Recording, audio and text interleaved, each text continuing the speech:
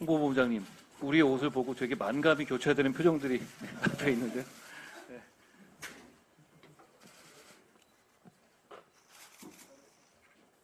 저희가 3월부터 더 새로운 마음으로 출발하기 위해서 새 옷을 하나씩 맞췄습니다. 저희가 이 옷을 입고 4월에 국민의 선택을 받기 위해서 전국을 누비겠다는 각오를 드립니다.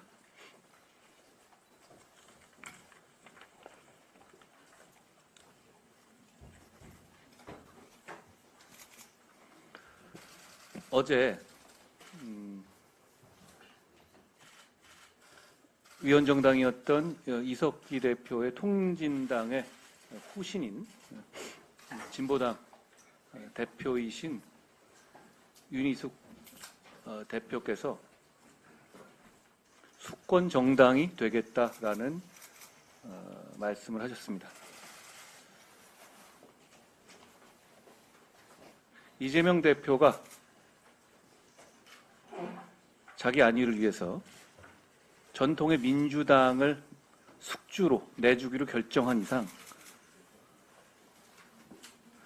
그 말은 더 이상 허세나 레토릭이 아닙니다.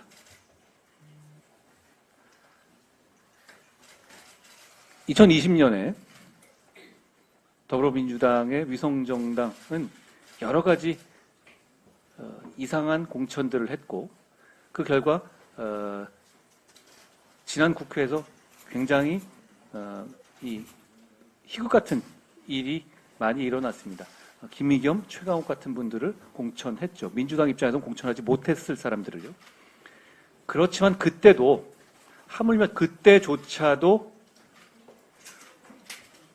통진당 계열의 분들과 연합하는 것은 지지층이 두려워서, 국민이 두려워서 더불어민주당이 하지 못했습니다. 그런데 이번에는 대놓고 하겠다는 겁니다. 이걸 막아낼, 이걸로 인해서 나올 수 있는 정말 심각한 결과, 국민의 피해, 국가의 피해를 막아낼 수 있는 유일한 정당이 우리입니다. 우리 국민의힘입니다.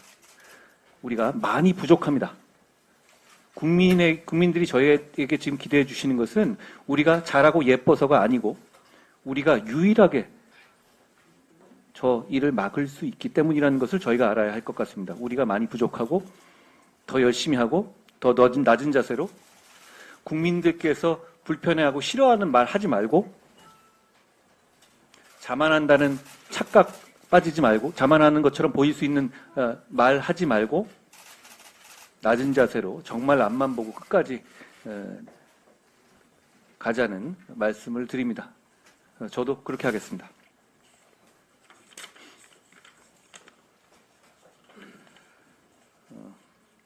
저는 약간 정책적인 문제를 하나 말씀드리고자 합니다. 형법상 간첩 관련한 범죄의 실효성을 제거하기 위한 법률 개정에 관한 것인데요. 지금 국가 기밀을 유출하는 간첩죄의 범위가 적국에 대한 유출로 한정되어 있습니다. 이거는 1983년 이래 유지되고 있는 것인데요. 그 차이는 어떠냐면 이건 다른 나라와 차이가 있거든요. 다른 나라도 다 간첩죄를 강력하게 처벌합니다. 사실 간첩죄를 처벌하지 않는 나라는 거의 없습니다. 미국, 중국, 프랑스 다 그렇죠. 그런데 그런 나라들의 특징은 이 간첩의 행위의 대상을 적국이라는 이 개념으로 한정하지 않고 외국이라고 하고 있어요. 우리의 경우에는 적국인 북한을 제외한 나머지 뭐 중국이나 미국이나 뭐 등등한 나라들 있지 않습니까? 이런 쪽에다가 어떤 이 불법적으로 국가 기밀을 누설하는 것을 간첩죄로 처벌할 수가 없습니다. 이 문제는 많이 제기돼 왔고 그래서 여러 차례 2004년경부터 개정안들이 발의되어 왔습니다. 적국이란 말을 외국이라고만 바꾸면 해결되는 문제입니다. 심지어 오늘 저희가 입당으로 모시기로 한 김영주 부의장을 비롯한 분들도 이 부분에 대한 문제점을 직접적으로 제기하고 이 법을 개정안을 내기도 했어요. 그런데 그래서 작년에 이 통과를 위해서 우리 당이 굉장히 노력했습니다. 그런데 민주당이 미온적인 태도를 보이면서 사실상 반대 입장을 유지하기 때문에 이 법이 해석하게도 이번 국회에서 통과되지 못했습니다. 이 법의 문제는 뭐냐면 이런 겁니다. 중국이나 이런 나라 같은 경우에서 만약에 우리나라 쪽으로 어떤 우리 국민이 어떤 간첩 행위를 했다면 당연히 중국에서는 그렇게 강하게 중국이든 미국이든 그렇게 처벌되겠죠. 그런데 역으로 반대의 경우에는 우리는 처벌하지 못하는 겁니다. 이건 불공정하죠. 그리고 이래가지고는 우리의 어떤 중요 자산들이 해외로 유출되는 것을 막기가 어려워집니다. 반드시 필요한 법이고 우리가 이번에 4월에 총선에서 승리해서 우선적으로 처리해야 할 법 중 하나입니다.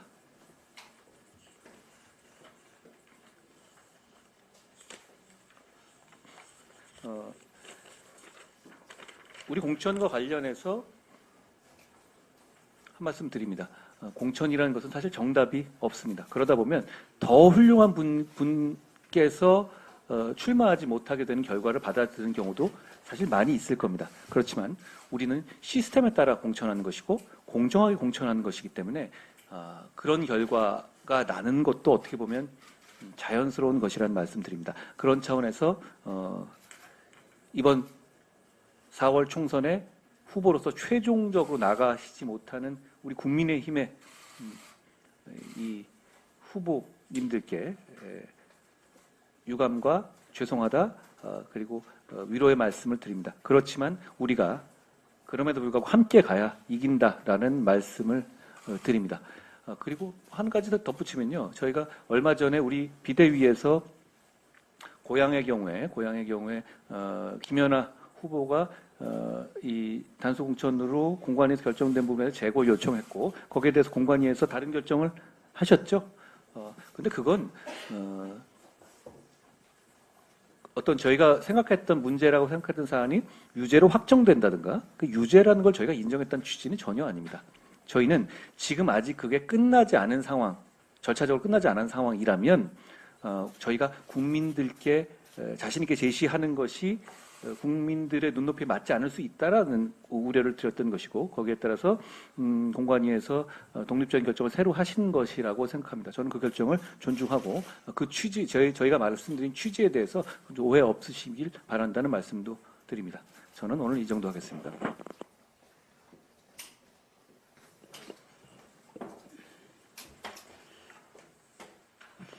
민주당이 주도하는 범야권 비례위성정당인 더불어민주연합이 어제 출범했습니다.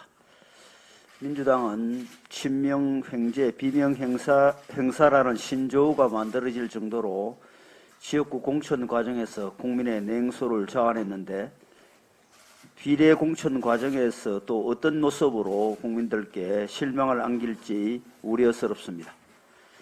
민주당의 위성정당 자체가 이미 그 태생부터 잘못되어 여러 문제를 다분히 안고 있기 때문입니다.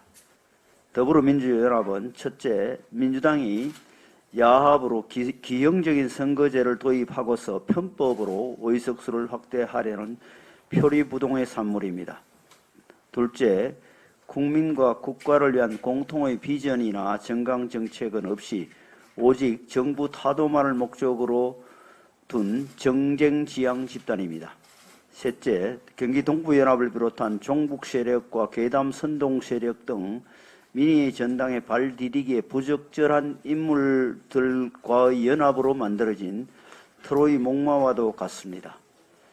야당이 선거를 이기기 위해 선거연합을 할 수 있다 해도 한미동맹을 파기하고 주한미군을 철수하자는 반대한민국 세력, 대한민국을 부정하는 세력을 대한민국 국회에 끌어들일 수는 없는 일입니다.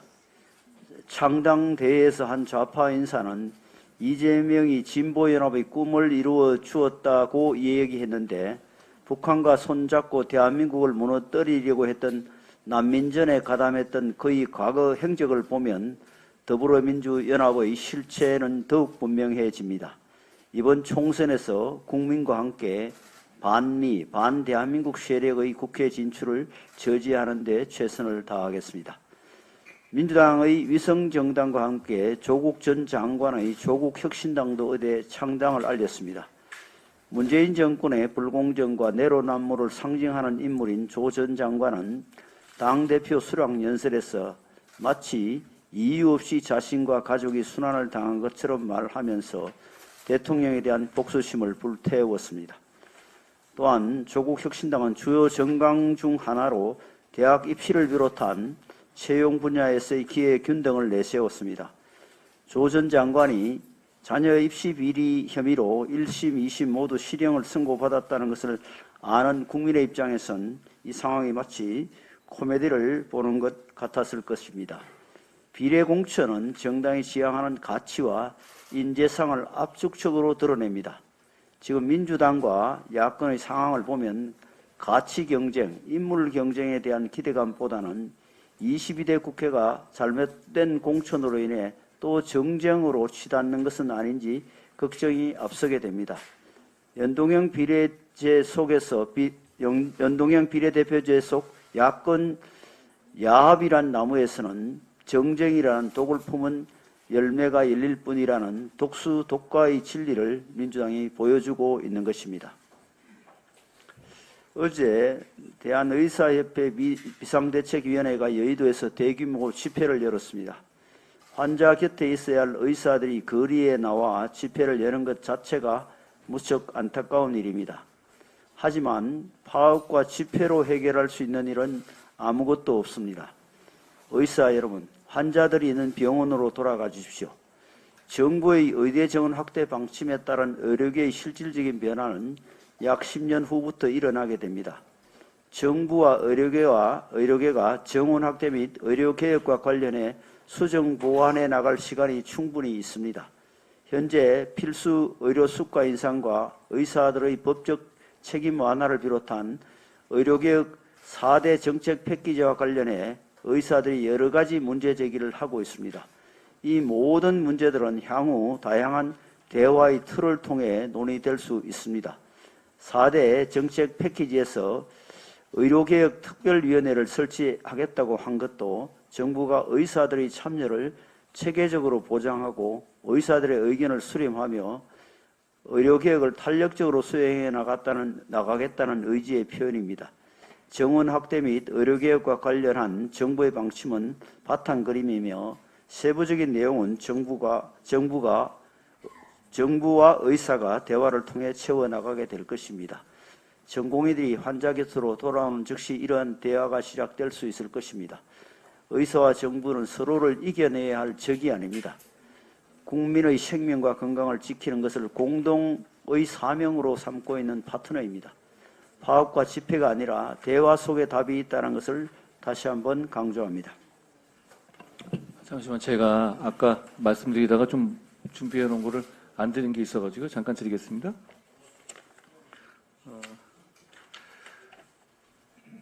저희가 오늘부터 지역에 저희 후보가 정해진 곳 위주로 지역 일꾼들과 함께 지역의 시민들께 인사를 드리는 그런 일정을 시작합니다. 우선 저희는 충청을 먼저 가고요. 대한민국의 중심이자 역대 여러 선거에서 충청의 사랑을 받지 못하고 이긴 적은 없었죠. 저희가 그런 점을 고려해서 충청을 먼저 가는 것이다라고 말씀을 드립니다. 저희가 충청의 시민들께 더 열심히 하겠다라는 말씀을 잘 드리고 오겠습니다. 충청의 시민들께서 해주시는 말씀을 잘 경청하고 오겠습니다. 이번 주 이어 후반부에는 대한민국의 대표적 경제도시인 수원, 성남, 용인이 있는 경기 남부에서 함께 할 예정임을 말씀드립니다. 같이 가실 분들은 같이 가시면 좋겠습니다. 그리고 지금 정부에서 여러 가지 물가 정책을 내놓고 있고 그게 상당 부분 주요하고 있긴 하지만 국민들께서 체감하는 물가 부담은 좀처럼 줄어들지 않고 있는 상황입니다. 오늘부터 아마 오늘 내일 해서 정부에서도 물가 대책을 더 내놓을 것으로 알고 있고 저희도 그것을 같이 준비를 해서 국민들께서 현장에서 물가 문제가 잡히고 있다라는 실감을 하실 수 있도록 노력하겠습니다. 정부의 할인 정책들이 국민이 접하는 마트에서 제대로 이루어지고 있는지 살피고, 그리고 수입 과일 관세 인하 인하의 물량 30만 톤의 신속한 공급도 제대로 이루어지는지 저희가 정부와 함께 면밀하게 살펴볼 것이라는 말씀을 드립니다. 지난주 목요일 민주당 정책위 의장께서 대한민국의 반도체 기업들이 중대 기로에 서 있다며 우리 기업들이 미 반도체 지원금 신청액의 절반도 받지 못한다는 발언을 하셨습니다. 도대체 어떤 근거로 우리 기업들이 신청한 보조금의 절반도 받지 못한다는 건지 민주당 정책위 의장은 밝혀주시길 바랍니다. 미국 반도체법에 따른 보조금 수령과 관련하여 현재 미 상무부와 보조금 규모 등에 대한 협상이 진행 중에 있고 대외적으로는 미공개 사항입니다. 우리 정부는 미 상무부에 우리 기업들이 미국 기업과 차별 없이 충분한 보조금을 지원받을 수 있도록 다각적으로 노력하고 있는 것으로 알고 있습니다. 민주당이 미 상무부 장관의 발언을 토대로 단순한 가정이나 추측성 주장을 펼친 것이라면 우리 기업에 하등 도움이 되지 않는다는 점을 다시 한번 강조해서 말씀드립니다. 오히려 우리 기업들이 보조금을 충분히 받을 수 있도록 미국 정부에 촉구하면서 우리 기업들에게 힘을 실어주는 게 마땅한 일입니다. 한편 민주당 정책위 의장은 일부 언론 보도에 나왔다면서 윤석열 정권이 미국과 일본의 반도체 회사를 합병시키려고 SK 하이닉스를 압박하고 있다고도 했습니다. 대한민국 영업사원 1호의 자질까지 거론하면서 막말을 쏟아냈습니다. 하지만 이는 전혀 사실이 아닙니다. 국내 일부 언론이 일본 아사히 신문 기사를 인용해서 보도한 것인데 지난달 28일 정부는 보도 내용은 사실이 아님을 분명히 알려드린다고 보도 설명 자료를 배포했고 해당 기사를 냈던 국내 언론들은 기존 기사에 산업부 입장을 충분히 추가해 수정 게재하였습니다. 원내 야당이 기초적인 사실관계도 확인하지 않고 근거도 없이 이렇게 막무가내식 주장을 하는 것은 국익에 아무런 도움이 되지 않는다. 오히려 혼란만 초래할 뿐이다. 라는 말씀을 드립니다. 글로벌 반도체 경쟁이 갈수록 치열해져 가는 상황 속에서 지금 필요한 것은 우리 기업들의 반도체 초격차를 위한 범국가적인 지원인 것입니다. 민주당도 반도체 산업에 대해 대한민국의 미래이자 국가와 국민의 생존이 달려있는 중대한 민생 문제라는 언급도 했고 반도체 기업을 살리겠다라는 언급을 한 만큼 기업 성장을 가로막는 규제는 과감히 풀고 국가적 차원의 파격적 지원을 할 수 있는 입법과 예산을 고민하는 데 시간을 써주실 것을 당부드립니다. 이것이 진정한 국익의 길이고 반도체 기업을 살리는 길일 것입니다. 고맙습니다. 김혜지 의원님.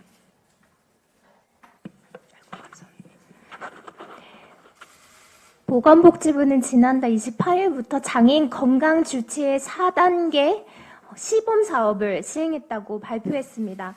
장애인 건강 주치의 사업은 장애인 건강권법에 근거하여 장애인이 자신의 주치의를 선택해서 건강관리를 지속적으로 받을 수 있도록 하는 제도입니다. 특히 이번 시범사업을 통해 건강주치의 대상자가 중증장애인에 국한되어 있던 것이 전체 장애인으로 확대되었으며 방문 서비스 횟수도 늘어났고 관리기관의 일부 상급 종합병원이 포함되어 다양한 의료기관이 사업에 참여할 수 있게 되었습니다. 그동안 장애인 건강주치 시범사업이 지지부진하다는 장애계의 비판이 컸습니다. 하지만 이번 시범사업의 확대 시행은 우리 윤석열 정부가 빠르게 제도화할 수 있도록 기틀을 마련해서 장애인 건강권과 의료 접근권 보장에 큰 기여를 하게 된 의료 개혁이라고 할 수 있습니다. 그러나 약자 복지를 위한 윤석열 정부의 이러한 노력이 무색하게 전공의 파업으로 인한 의료 공백이 장기화되고 있어 우려가 매우 큽니다. 특히 많은 장애인의 경우 장애와 관련한 질환이 동반되어서 만성 질환으로 인해 병원에 자주 방문해야 합니다. 신장장애인은 정기적인 투석과 검진이 필수이지만 의료 공백이 발생할 경우 뒷전으로 밀리기 십상입니다.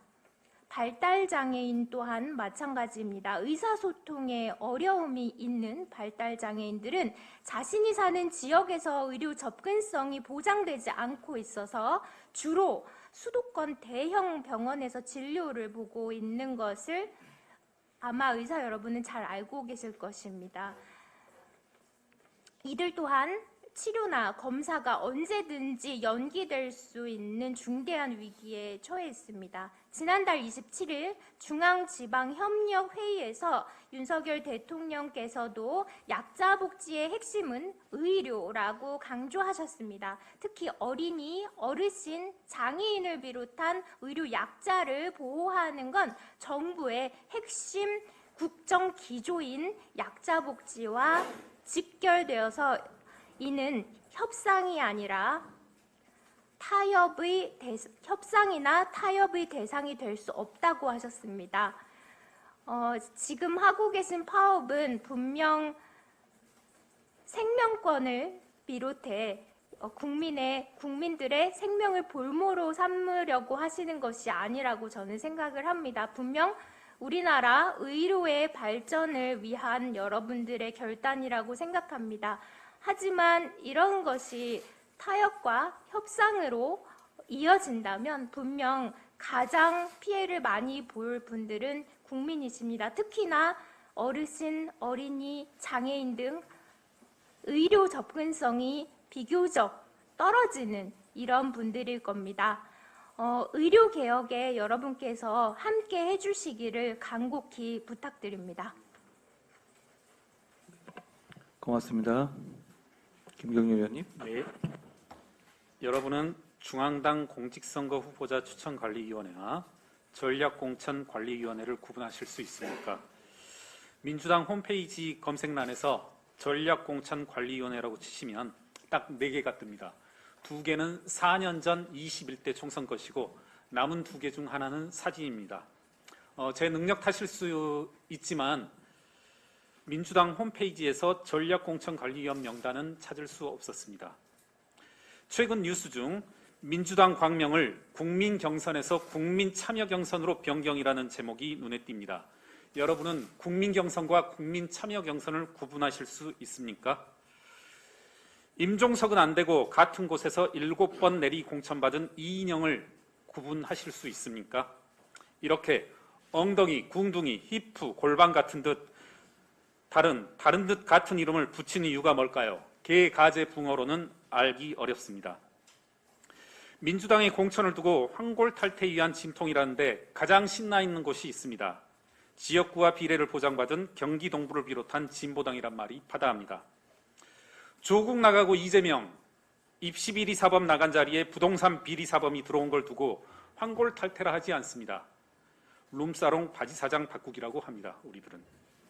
이런 알쏭달쏭한 것이 정당에서만 아니라 교육과 부동산에서도 벌어집니다.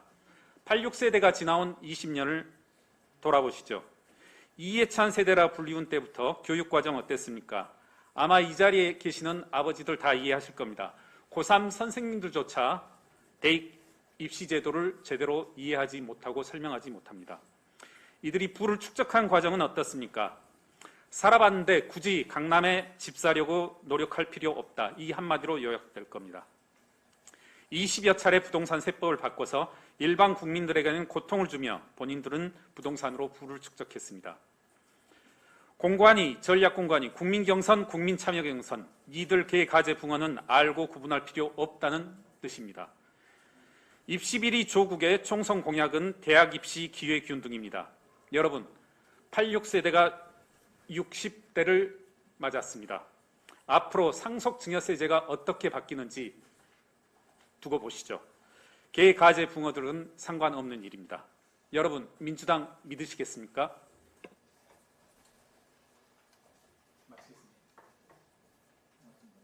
고맙습니다. 구재룡 의원님. 안녕하세요. 구재룡입니다. 저는 종북 세력, 방탄 세력, 부패 세력이 난립하는 현실에서 헌법상의 정당의 가치를 지키는 유일 정당은 국민의힘밖에 없다는 말씀을 드린 적이 있습니다. 그렇습니다. 그렇기 때문에 우리는 더 큰 사명감을 느끼고 더 앞으로 해야 할 일이 많다는 것을 생각하게 됩니다. 여론조사 결과에 일희일비할 것도 아니고 민주당과의 1대1 대결인 듯이 착각해서 여론조사의 결과를 오독해서도 안 됩니다. 우리는 그들이 야합에 능하다는 것을 반드시 명심해야 합니다. 그들은 야합을 통해서 의회 지형을 왜곡하고 법안을 날치기 통과시킨 적이 있습니다. 지금도 야합을 하고 있습니다. 종북 위헌 정당인 통진당 잔재 세력까지 빨아들여서 야합을 하고 있고 그것은 앞으로의 야합을 예측하게 합니다. 국민들께서 이번 총선에서 결론을 지은 그 결과마저도 가뿐히 무시하고 또 야합을 할 것이고 그것을 통해서 의회 독재를 이어가려 할지 모릅니다. 우리는 헌법상의 가치를 지키는 유일한 정당으로서 그런 결과까지도 예측하고 막아내기 위해 더 큰 사명감을 느껴야 할 것입니다. 그렇기에 우리는 우리의 무거운 사명감을 느끼는 공동체로서 우리의 후보들에 대해서 더욱 응원하는 마음을 가져야 한다고 생각합니다. 우리는 평가하는 존재가 아니라 평가받는 존재입니다. 신념을 함께하고 함께 노력하는 다른 후보들에 대해서도 더욱 응원의 말씀을 드려야 한다고 생각합니다. 우리는 의회 독재에 맞서 싸우고 그들이 야합을 통해서 왜곡할 것까지 예측해야 하기 때문에 더욱 결속해야 된다고 생각합니다.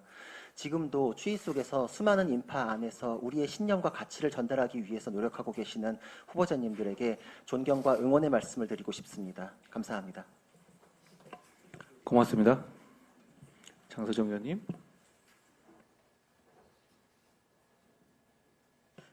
네, 오늘 3월 4일은 신학기가 시작되는 날입니다.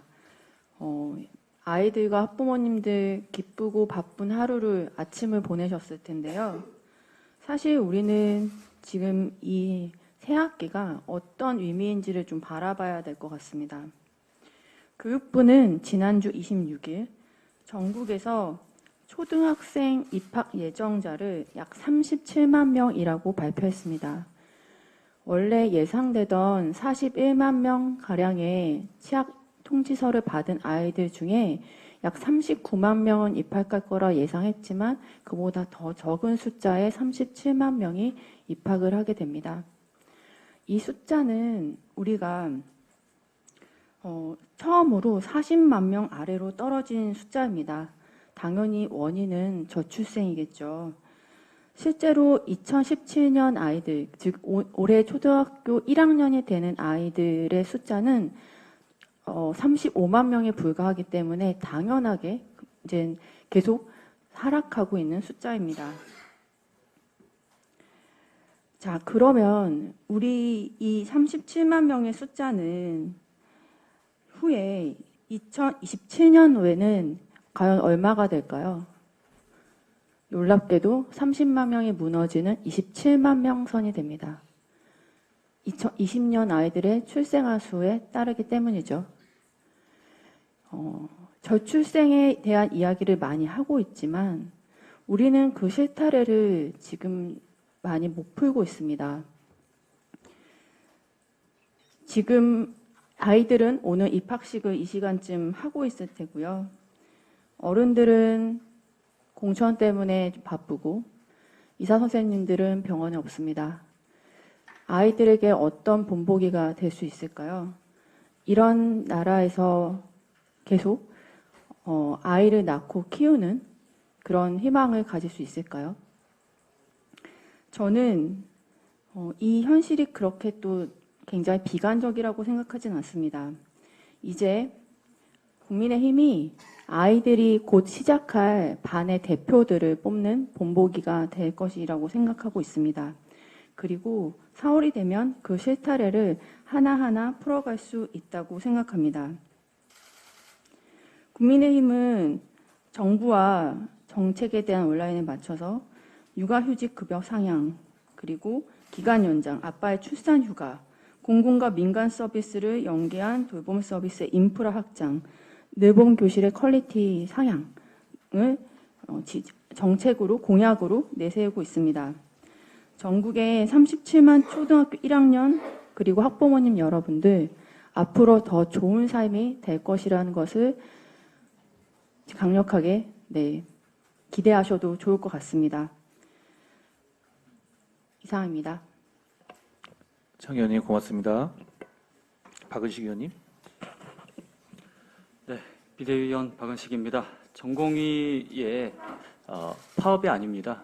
없는 것도 아니고 사직입니다. 전공의들의 사직으로 인한 의료 공백 사태 및 의료인과 정부와의 대치가 해결을커녕 대화의 장으로 복귀하기도 힘든 상태입니다. 흔히 말하는 바이탈과인 내과를 전공한 제 경험에 비추었을 때 먼저 의료는 공공재라는 인식과 실제 간의 괴리를 해결해야 한다고 생각합니다.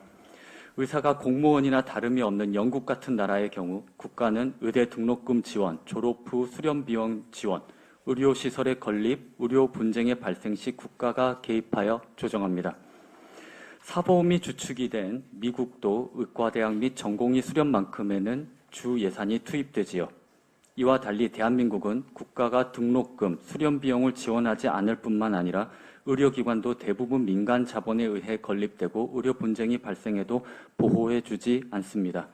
그런데 모든 의료기관은 건강보험에 강제 지정되어 원가 이하의 수가로 필수 의료 서비스를 제공하도록 요구받는 상태입니다. 그러니 싼 인건비의 전공의가 주축인 대학병원에서 전공의가 나가니 병원이 마비되는 겁니다. 이 상황에서 의료 관련 형사소송이 일본의 200배, 영국의 600배로 폭증했습니다. 이런 상태에서 또 실비보험 및 문재인 케어의 도입으로 무분별한 검사 및 비급여 시술 확대에 대한 경제적 요인이 늘어나 이로 인해 필수 의료 직군 및 대학병원 교수들의 이탈이 초래된 것입니다. 잘못된 제도로 문제가 발생했는데 공공성을 버렸다며 의료인을 비난하기만 한다면 상태를 악화시킬 수밖에 없습니다. 악조건 속에서도 암치료, 심혈관 치료, 예방 가능한 사망률 최소화에서 적은 비용으로 압도적으로 높은 성과를 보인 대한민국 의료입니다. 앞서 말씀드린 나라에 계신 우리 동포들이 한국으로 의료 원정 쇼핑을 하는 이유이기도 합니다. 불필요한 갈등으로 황금알을 낳고 있는 거위의 배를 가르지 맙시다. 정책 보완으로 충분히 우리 의료를 업그레이드할 수 있습니다. 의료계도 마찬가지입니다. 의대 증원에는 의료인들 내부에도 상당 부분 공감대가 이루어진 만큼 대화와 타협을 통해 의료의 질을 높이고 정부의 필수 의료 패키지에 대해 열린 자세로 대화를 합시다. 그렇게 의료의 공공성을 조금씩 높여갑시다. 그리고 의료 현장에서 의료인의 가치를 높이도록 합시다. 감사합니다. 고맙습니다. 우리 박은식 비대위원께서는 광주에 출마하시죠? 계속? 예. 우리 국민의힘이 2008년 총선 이후 16년 만에 광주 지역의 모든 지역구에서 지역 후보를 국민들께 제시했습니다. 저는 그만큼 저희가 이 대한민국의 전 지역에서 최선을 다하겠다는 이 의지를 보여드린 것이라고 생각합니다. 저희는 대한민국의 전 지역에서 국민의 사랑받고 국민의 선택을 받기 위해서 최선을 다하겠습니다. 박은식 의원님 더 힘써 주십시오. 윤도현 의원님. 청년들이 우리 사회에서 가장 공정하지 않다고 느끼는 분야가 일자리라는 것을 아십니까? 한국청소년정책연구원이 발표한 청년의 공정한 사회 진출을 위한 방안 연구 보고서에 따르면 43%가 사회가 공정하지 않다라고 답했고 그중 일자리가 43.7%로 1위를 차지하였습니다. 개인의 노력도 중요하지만 이것만으로는 우리 사회에서 성공이 쉽지 않다는 생각이 청년들에게 형성되어 있음을 보여주는 결과입니다. 사실 지난 대선부터 공정은 우리 사회 시대 정신으로 자리 잡았고 특히 청년들에게 있어서 공정 담론은 유행처럼 퍼지고 있음에도 불구하고 지난해 고용노동부에서 조사한 불공정 사례들을 보면 여전히 입사 지원서에 구직자의 신체 조건과 가족의 직업, 학력, 동거 여부 등 직무 수행과 관련 없는 정보를 기재하도록 하는 기업들이 있습니다. 이러한 상황에서 자립준비 청년, 그리고 고립 청년, 가족 돌봄 청년 등 가정 형편이 어려운 청년들은 일자리를 찾는 과정에서도 훨씬 불리한 출발을 할 수밖에 없습니다. 문제는 취업 문턱에서 이들이 경험하는 불공정의 벽은 높을 뿐 아니라 여전히 당연시 여겨지고 있다는 것입니다. 우리 사회는 학력과 학벌, 가정 환경으로 인한 차별이 당연시 여겨지고 있습니다. 저는 이러한 불공정이 잘못되었음을 알리고 바로잡고자 합니다. 청년들이 각자 처한 조건에 관계없이 기회를 갖고 동일한 대우를 받을 수 있는 일자리 영역에서의 공정성이 실현된다면 청년들이 느끼는 사회 전반의 공정성 인식 수준도 높아질 수 있으리라 생각합니다. 공정성 인식은 청년들이 우리 사회를 신뢰하고 긍정적인 미래 전망을 가질 수 있도록 하는 원동력이 될 것입니다. 국민의힘에서 앞장서서 살펴서 시작점이 다른 청년들에게 공정한 출발선을 제공하여 청년들이 신뢰할 수 있는 사회를 만들겠습니다. 감사합니다. 윤 의원님 고맙습니다. 오늘 공개는 이 정도 하겠습니다. 고생하셨습니다.